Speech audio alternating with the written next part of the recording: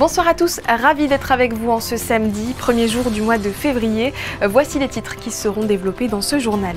Monaco s'est illustré cet après-midi sur les cours du Monte Carlo Country Club. L'équipe monégasque a remporté un match sur les deux disputés ce samedi face au Portugal dans le cadre de la Coupe Davis. Nous reviendrons sur cette première journée avec les commentateurs sur place. En basket, vous entendrez la réaction de Peter Corneli suite à la victoire de la Roca Team hier contre le Real Madrid. Nous irons ensuite à Batternay, un village de la Drôme qui s'apprête à construire un musée qui mettra à l'honneur un des ancêtres du prince souverain. Et puis nous recevrons Clémence Pernoud, petite fille de l'autrice à succès Laurence Pernoud.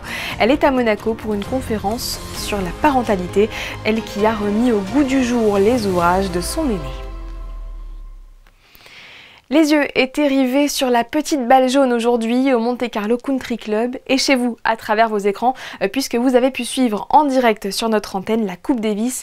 Monaco a remporté le premier match sur les deux au programme du jour face au Portugal. On fait le point avec vous Laurent Orsini et Christophe Paco qui faites visiblement face encore à une météo capricieuse. Oui, bonsoir à vous. Conditions difficiles, c'est vrai. Le vent, la pluie aujourd'hui. On est sous la pluie là, Christophe. On est sous la pluie, Laurent. On fait tout. On pourrait presque faire la météo. Partout. On tourne à un partout et ça, c'est le plus important pour Monaco face au Portugal. Un point de chaque côté. Objectif rempli, c'était la victoire de Valentin. Il avait la pression. Il a réussi à le faire après un match difficile. Puis il n'y a pas eu de miracle pour Benjamin. Le numéro 1 portugais est classé dans les 30 meilleurs joueurs mondiaux, bien sûr. Et c'était très difficile pour Benjamin qui perd finalement un 6-3, 6-1. Mais c'est vrai qu'on a joué en 3 manches. Match très difficile pour Valentin Vachereau. La première rencontre qui était très importante. Il fallait la gagner. 2h36 de match. Avec un tie-break très compliqué à gérer. Il avait gagné la première manche, il perd la deuxième et il se ressaisit dans la troisième. Il était à 2 points du match avec plus la météo, le toit qui s'ouvre, qui se ferme, des conditions qui changent durant le match. Il a réussi à rester concentré et à l'emporter en 3-7. Bravo à lui.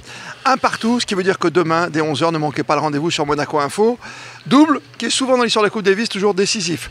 Avec une grande chance pour une paire qui se connaît par cœur ici à Monaco. Oui, une grande chance, je ne serais peut-être pas aussi optimiste que vous, mais vraiment du 50-50 parce que l'équipe portugaise a vraiment c'est une grosse équipe de double avec le joueur de simple qu'on a vu aujourd'hui et son compatriote qui, vous l'avez dit tout à l'heure, ont fait quart de finale à l'Open d'Australie. Donc ça va être un double très intéressant de très haut niveau. Oui, Francisco Cabral avec Nuno Borges qui vont donc jouer contre Hugo Nice et Romain Arnaudot, notre père habituel ici. Mais on a beaucoup d'espoir parce que derrière, il y aura Valentin Vachereau. Faut gagner. Faut gagner le point de la victoire. Oui, mais il faut gagner le double. Oui, il faut gagner. Il faut marquer 3 points. Nous sommes à 1 partout ce soir ici au Monte Carlo Country Club. Rendez-vous demain. Notez-le bien, 11h précise pour le double. Bonne soirée, Laurent. Bonsoir, Christophe. En rugby, c'est la désillusion pour Monaco, éliminé d'entrée en quart de finale du championnat de France de rugby à 7 ce samedi face aux Barbarians 31-14. Gaëtan Lebrun, vous êtes sur place à la Défense Paris Arena et les Monégasques sont tombés de haut 6 mois après leur victoire d'étape à Pau qui leur avait permis de se qualifier pour la phase finale du tournoi in extenso. Oui, Sarah, ça a été un vrai coup de massue pour les Monégasques. Ils avaient pourtant fini premier après les 3 étapes de Pau, La Rochelle et Mont-de-Marsan il y a 6 mois, ce qui leur offrait la possibilité justement de jouer le 8e pour ce premier quart de finale, donc les Barbarians. Et ils avaient pourtant bien commencé le match en menant 7-0 d'entrée, mais ils ont vite été rattrapés, peut-être à bout physiquement. Il faut dire que Monaco avait pas mal de blessés et beaucoup de joueurs aussi retenus en sélection. Il y avait 3 Argentins qui étaient notamment absents pour les championnats du monde à Perth la semaine dernière. Ils ont essayé de les remplacer en dernière minute avec des Canadiens justement, mais c'est vrai que l'équipe apprenait tout juste à se connaître. Ils se sont rejoints il y a une semaine où ils ont commencé les entraînements et il y avait encore des automatismes à découvrir. Les Barbarians, eux, avaient vraiment l'habitude de jouer ensemble, ça s'est vu. C'est une équipe assez nouvelle, ils ont recruté des joueurs de l'équipe de France justement de rugby à 7, du développement justement de l'équipe de France. Donc les mecs avaient l'habitude de jouer ensemble toute l'année et ça s'est vu. Il manquait un peu, c'est le collectif qui a pêché du côté de Monaco, je pense. Et c'est dommage parce que vraiment la motivation, elle y était. On a pu le voir, on les suit depuis 2 jours maintenant. Et vraiment, les mecs étaient ultra déterminés. Mais malheureusement, c'est les lois du sport, on ne peut pas toujours gagner. Et le nouveau manager général du MR7, Yannick Nyanga, recruté spécialement pour l'occasion des finales du Super Sevens, a lui aussi tenu à réagir suite à la défaite prématurée de son équipe. Un match, c'est 14 minutes et ça n'est pas que 3 ou 4. Et donc sur le match des Barbarians, je pense qu'on... moi déjà en tant que coach, il y a une partie coaching, je pense que j'aurais pu mieux gérer. Et puis ensuite, il y a le format dans lequel on est, nous on est sur une équipe des joueurs de grosse expérience, HSBC. qui est différente du Super 7 et qui aujourd'hui a un certain âge. Et donc avant ça suffisait, mais maintenant quand on voit les Barbarians, quand on voit des équipes qui ont des vrais projets de club et projets d'équipe là-dessus, on se rend compte que ça suffit pas. Donc ce match-là, je pense que malgré tout, on est tombé sur une équipe qui était bien plus forte que nous. Et on le voit là, avec dans leur match contre le Racing, ça fait même pas 30 secondes de jeu, ils ont déjà marqué. C'est une vraie équipe de rugby à 7. On clôture cette page sport avec du basket et cette belle revanche pour la Roca Team face au Real Madrid hier soir en Euroleague. Avec ce score 77-73, l'AS Monaco enchaîne un 4e succès d'affilée, toutes compétitions confondues. Grâce à ce résultat, les Rouges et Blancs ont empêché leur adversaire de revenir à leur hauteur sur la scène européenne. Je vous propose d'écouter la réaction à chaud de Peter Corneli au micro de Christophe Paco. On s'attendait à ça, hein. Le Real c'est toujours une bonne équipe, même si ils n'ont pas forcément bien commencé la saison. Ça reste une très grosse équipe et on savait que ça allait être un match difficile. Et je pense que toute l'équipe s'est bien préparée pour ça, on est super bien rentré dans le match. Donc voilà, on a fait le job ce soir et c'est très bien. On a un super groupe, hein, sincèrement. Moi j'adore ce groupe, il y a une super ambiance. Donc voilà, et là ce soir ça s'est vu sur le terrain. Chacun se battait pour son coéquipier et voilà, on voit que ça fait la différence parce que on a du talent dans cette équipe et donc quand tout le monde se bat en plus, ça donne un groupe qui est très dur à battre. C'est encore un peu plus important pour moi ce soir parce que c'est le Real, donc c'est toujours un match qui compte pour moi encore un peu plus que les autres, je dirais. Mais voilà, je sais que c'est aussi là où on va m'attendre. On a une équipe qui a beaucoup de talent, donc il faut aussi qu'on ait des joueurs qui soient dans le combat et qui puissent justement un peu colmater tout le talent qu'on a autour finalement et faire le lien. Donc voilà, moi j'essaie de prendre ce rôle vraiment à cœur.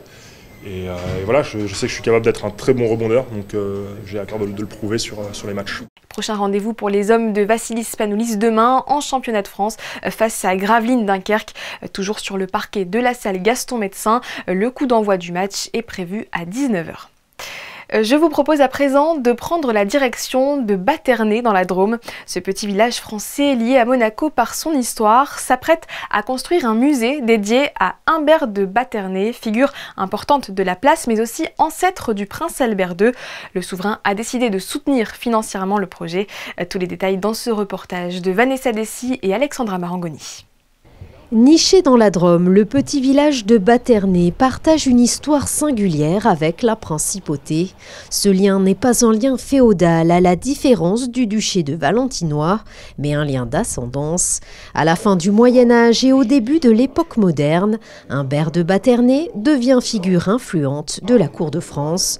Son héritage familial se prolonge à travers sa descendance, notamment avec son arrière-petite-fille qui s'inscrit dans la lignée de l'histoire monégasque. C'est un personnage peu connu, mais qui a eu un grand rôle, une grande importance pour toute une série de rois, de Louis XI à François Ier, dont il a été tour à tour le chambellan, le conseiller et l'ambassadeur à une époque qui était l'époque des guerres d'Italie. En réalité, donc, c'est une descendante de Humbert de Baternay, Françoise de Daillon du Lude, qui épouse Jacques II de Matignon. Et donc là, on retombe sur une alliance célèbre, évidemment, des Grimaldi, des princes de Monaco. Le mariage entre Françoise de Daillon du Lude et Jacques II de Matignon a lieu au XVIIe siècle. Et d'ailleurs, nous conservons une image de Françoise de Daillon du Lude. C'est un buste qui appartient au prince Albert II, qu'il a acheté en 2011 et qu'il a mis en dépôt au musée des Beaux-Arts de Saint-Lô en Normandie, puisque, comme l'on sait, la famille de Matignon est d'origine bretonne et normande. Si la principauté a depuis tracé son propre destin, ce passé commun demeure inscrit dans les archives et les mémoires locales. Aujourd'hui, quelques passionnés d'histoire entretiennent ce souvenir, rappelant que bien loin de la Méditerranée, un bout de Monaco a un jour résonné au cœur de la Drôme. La principauté a donc souhaité apporter son aide financière à ce petit village, aux grandes ambitions de restauration de son patrimoine. Là, nous venons de restaurer la demeure seigneuriale qui est sise tout à proximité de la chapelle des seigneurs de Baternay. Et là où nous nous trouvons effectivement dans des grottes que nous avons acquises il y a un certain nombre d'années, là où jadis nos prédécesseurs ont aussi habité, eh bien nous allons leur donner une nouvelle jeunesse et créer un musée précisément, avec de l'archéologie, de l'histoire, beaucoup d'histoire, une petite grotte qui jouxte celle-ci, où on va faire du mapping. Et puis au dehors, au pied de remparts millénaires et d'une carrière de pierre, la création d'un théâtre d'une centaine de places. Les différentes phases de travaux sont d'ores et déjà élaborées. Le chantier commencera d'ici un mois et le souverain pourra inaugurer les lieux à horizon 2026. Et la ville de Baternée a été reconnue officiellement site historique Grimaldi en mai 2023. Si vous êtes parent, vous avez très certainement dans votre bibliothèque un livre de la grand-mère ou de la petite-fille. Clémence Pernoud a actualisé les célèbres ouvrages sur la parentalité de son aînée Laurence Pernoud. Elle est aujourd'hui à la Maison des Associations pour échanger autour de ce thème et a accepté de nous donner quelques clés dans ce qui représente un véritable défi, être parent. Bonsoir Clémence Pernoud. Bonsoir. Vous avez mené une première carrière dans la création de costumes pour l'opéra et le cinéma. Quel a été le déclic qui vous a poussé à vous lancer dans ce projet fou de réinventer les ouvrages J'attends un enfant et J'élève mon enfant de votre grand-mère, la célèbre autrice Laurence Pernoud? Le déclic, il est assez évident, c'est de devenir maman. En fait, il y a eu plusieurs étapes dans cette décision qui n'en est même pas une. C'est-à-dire que moi, j'ai grandi avec les livres de ma grand-mère, donc ils ont toujours été très, très importants pour moi. Et voilà, je deviens maman et là, ça devient évident. Vous dites que vous remettez au goût du jour ces classiques. Qu'est-ce que cela signifie? Je rappelle qu'ils sont chaque année réédités, que vous avez mis votre touche dans la version 2025. On y voit par exemple l'apparition d'un père en couverture. Oui, ça fait partie des grosses évolutions. En fait, quand on a utilisé, entre guillemets, les ouvrages quand on est devenu parent, mon conjoint m'a dit, on s'adresse pas beaucoup à moi. Il y a une petite partie sur le papa, mais c'est pas très, très approfondi. Et on est à un moment où on demande au papa de s'impliquer, et c'est vraiment une bonne chose, effectivement. Il faut que les papas puissent s'impliquer, mais ça veut dire qu'il faut qu'on les accompagne aussi. Parce que quand on dit « j'attends un enfant », c'est la maman, évidemment, on le voit, elle l'attend dans son corps, mais le papa, il attend aussi l'enfant. Et il faut s'adresser aux deux parents absolument. Qu'est-ce qui a évolué dans la parentalité entre notre époque et celle de nos grands-mères? Ouh là là, tout un paquet de choses. Et en fait, la maternité, c'est un sujet de la vie donc qui évolue tout le temps avec la société et puis au fil des recherches scientifiques, médicales, même psychologiques. Donc il y a tout un tas de sujets et ça, ma grand-mère l'avait compris tout de suite parce que elle a commencé ses ouvrages et elle a su qu'il fallait les mettre à jour tous les ans. Donc ce qui voulait bien dire qu'il y allait avoir des évolutions. Et là, alors je pense que dans les choses plus précises de la société actuellement, je pense que il y a une difficulté aujourd'hui, enfin il y en a plusieurs, mais il y a beaucoup d'injonctions qui pèsent sur les parents, que la société est assez clivante et donc il peut y avoir des injonctions contradictoires en plus, des conseils complètement contradictoires et donc il faut pouvoir trouver son chemin de parent et c'est vraiment ce que j'essaie de faire, c'est d'apporter aux parents l'information qui a été validée. Moi je travaille avec un collège d'experts, donc des médecins, des sages-femmes, gynéco, pédiatres, etc. Je recueille l'information, je fais un travail de recherche et j'offre aux parents la possibilité de pouvoir trouver leur propre chemin au milieu de tout ça et aussi un soutien très important. Et j'essaye de briser les tabous qui ont eu lieu pendant très longtemps de montrer une maternité que sublime, alors qu'en fait, il y a beaucoup de difficultés. La maternité, c'est merveilleux, mais il y a aussi des périodes plus troubles, plus difficiles. Et si on sait que ça peut être difficile, si on apporte des solutions de soutien, alors on permet aux parents d'être plus apaisés. Vous êtes à Monaco pour une conférence organisée par l'association Entre Parents. Quel était l'objectif de la matinée et comment s'est-elle déroulée ? Alors, je salue le travail de cette association qui s'appelle donc Entre Parents et comme son nom l'indique, l'idée c'est de réunir les parents parce qu'il y a une chose qui est la clé dans la parentalité, en fait comme beaucoup de choses dans la vie, hein, mais c'est l'échange.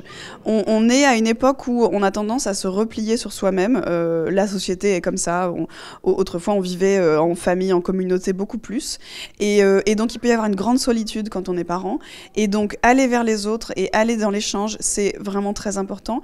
Et donc cette association, ce sont des rencontres entre parents et systématiquement il y a un thème et donc un intervenant. Et là on a beaucoup échangé en fait toute la matinée. Donc il y a des petits ateliers pour les enfants et les parents peuvent échanger entre eux. Et ça, ce sont des moments vraiment précieux. Donc je salue le travail vraiment passionnant de cette association.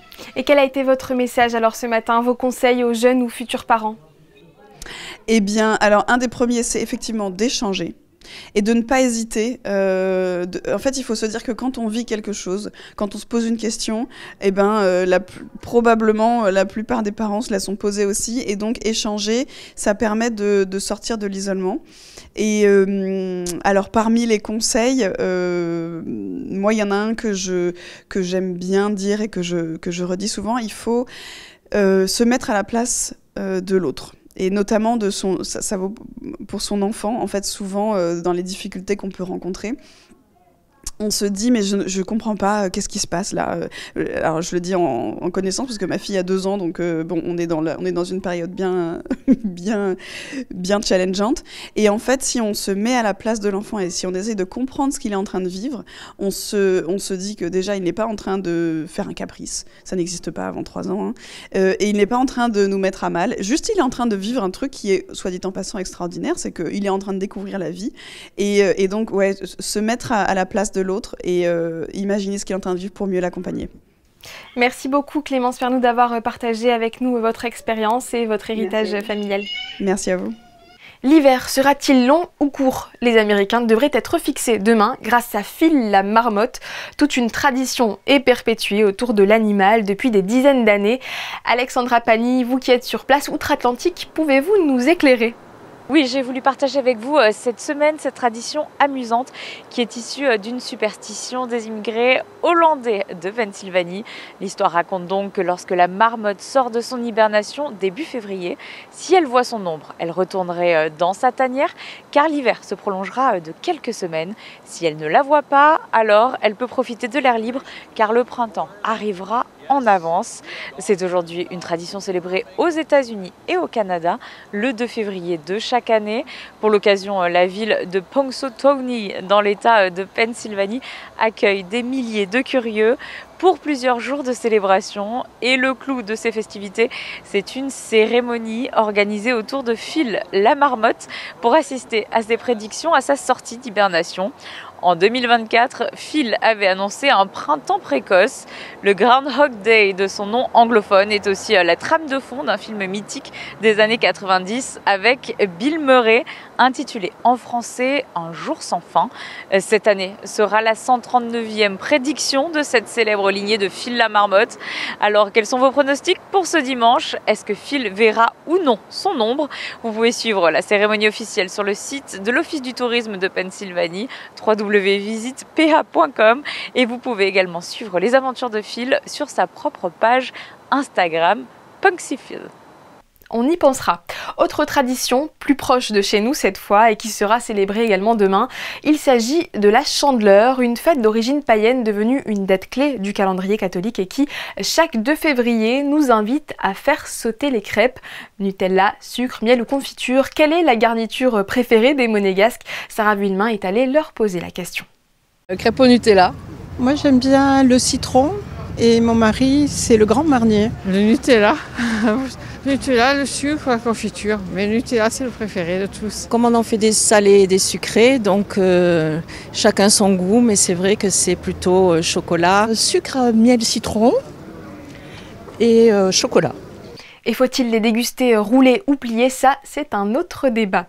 C'est la fin de cette édition, mais avant de la refermer avec les photos de Manuel Vitali de la Coupe Davis, toute l'équipe de Monaco Info tenait à souhaiter un très joyeux anniversaire à la princesse Stéphanie. À suivre votre météo, présentée par Émilie Flamin. Quant à moi, j'aurai le plaisir de vous retrouver demain à 18h30. Belle soirée.